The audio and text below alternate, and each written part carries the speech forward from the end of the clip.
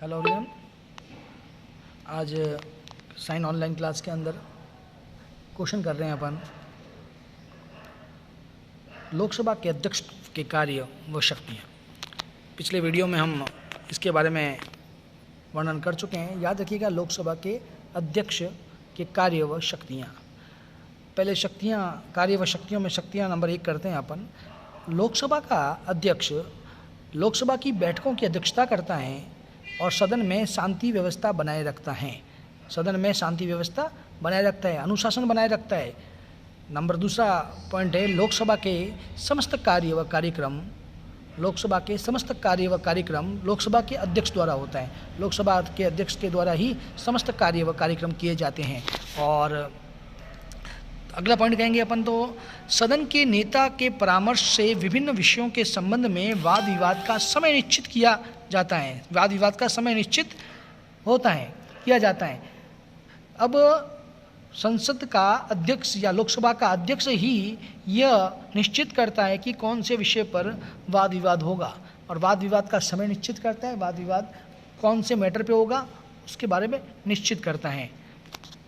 फिर अगला पॉइंट है अपना, प्रवर समितियों के सभापतियों की नियुक्ति के संबंध में। अब प्रवर समितियों के सभापतियों की नियुक्ति भी ये करता है।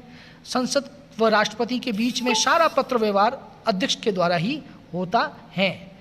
अगला पॉइंट है, अध्यक्ष ही एक ऐसा है जो निर्णय लेता है और कौन सा धन विधेयक है नहीं। ये एक बहुत इंपॉर्टेंट पॉइंट है बेटा, कि अध्यक्ष ही निर्णय लेता है कि ये कौन सा विधेयक धन विधेयक है या नहीं। लोकसभा के अध्यक्ष के ये महत्वपूर्ण कार्य हैं, इसके बारे में अपन वर्णन दिया गया है, ध्यान से देखिएगा और इसका वर्णन कीजिएगा।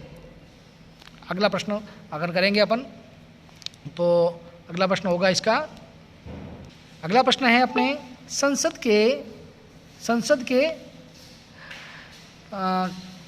कार्य व शक्तियाँ। शुरुआत करते हैं अपन सबसे पहली विधायी शक्ति पर। विधायी शक्ति में सबसे पहले है, संसद का महत्वपूर्ण कार्य राष्ट्रीय हितों को ध्यान में रखते हुए कानूनों का निर्माण करना। सबसे महत्वपूर्ण पॉइंट है, क्योंकि विधायी शक्ति का सबसे महत्वपूर्ण पॉइंट है राष्ट्रीय हित। याद रखिएगा, राष्ट्रीय हितों को ध्यान में रखते हुए कानूनों का निर्माण करना ही संसद का महत्वपूर्ण कार्य है। दूसरा है वित्तीय के अंदर दूसरा पॉइंट कहेंगे, संघीय सूची व समवर्ती सूची के विषयों पर ही कानून का निर्माण होगा।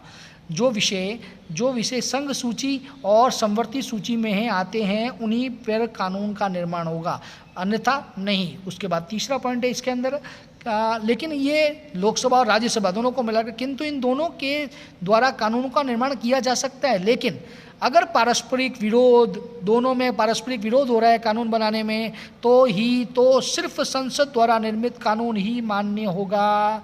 संसद द्वारा निर्मित कानून ही मान्य होगा, ध्यान रखिएगा, संसद द्वारा निर्मित कानून ही मान्य होगा।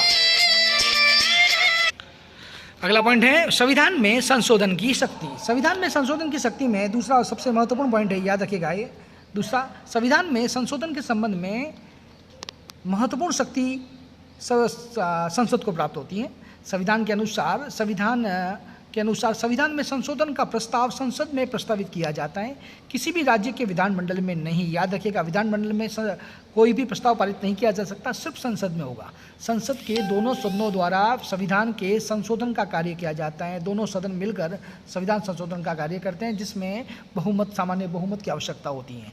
संविधान अधिकांश भाग में अकेली संसद द्वारा नहीं, सामान्य बहुमत से या पृथक दोनों सदनों में 2/3 बहुमत का परिवर्तन, 2/3 बहुमत से ही परिवर्तन होता है। याद रखिएगा, 2/3 बहुमत होना आवश्यक है।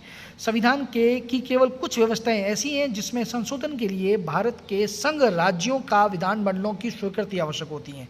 कुछ ऐसे मामले भी हैं जहां विधानमंडलों की स्वीकृति आवश्यक होती हैं। अब जैसे कि 2 पॉइंट हुए अपने संसद के कार्य व शक्तियों में। पहला पॉइंट विधायी शक्ति था, दूसरा संसद के संशोधन की शक्ति। अगला जो भी पॉइंट होगा वो आगे वाली में वीडियो में पढ़ेंगे।